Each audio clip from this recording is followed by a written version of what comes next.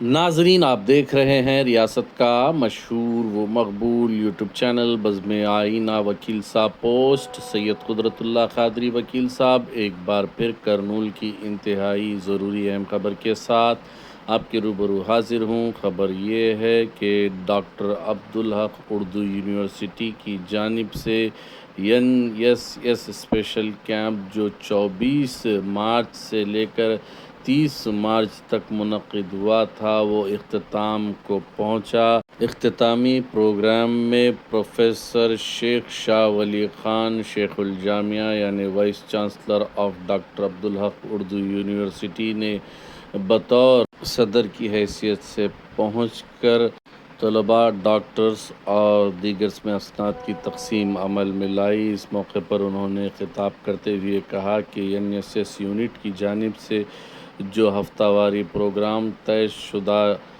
Schedule के मुताबिक जो है इख्तिताम को पहुंचा और काफ़ी कामयाब रहा। इस मौके पर डॉक्टर प्रोफेसर शेख शाह वली ख़ान ने बताया कि उर्दू यूनिवर्सिटी ने पिछले इन 8 दिनों में बहुत बड़ा अचीवमेंट हासिल किया है। इस मौके पर बहुत सारे प्रोग्राम भी मुनक़िद किए गए जो काफ़ी कारआमद साबित हुए। इस मौके पर डॉक्टर यास्मीन ने तलबा से ख़िताब करते हुए समाजी खिदमत और अवामी फ़लाह व बहबूद की अहमियत पर रोशनी डाली।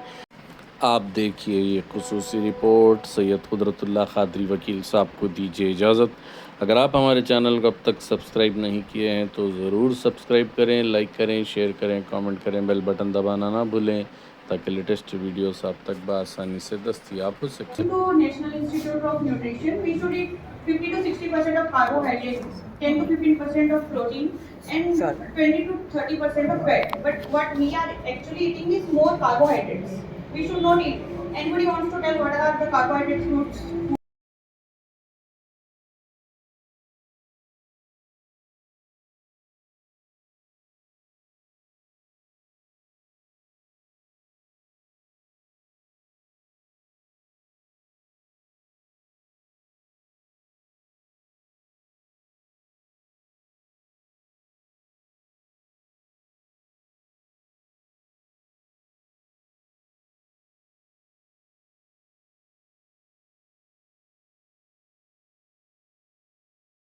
చేసుకోండి.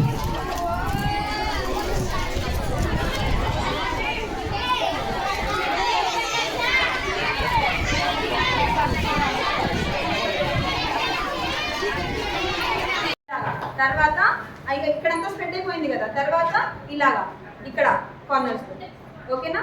ఆ తర్వాత ఇలా ఒకసారి చేయండి, ఇలా ఒకసారి చేయండి, 2 హ్యాండ్స్ అయిపోతుంది ఓకేనా. తర్వాత వెనకాల వెనకాల అందరూ చేయాలండి, అబ్బాయి కూడా చేయాలి. ఆ తర్వాత ఈ చేయండి, ఆ తర్వాత ఈ చేయండి. నా కన్నులకు నువ్వు వెన్నెలవి, నా ఊపిరివి నువ్వే, నువ్వే కదా, నువ్వే కదా సితార నా కల.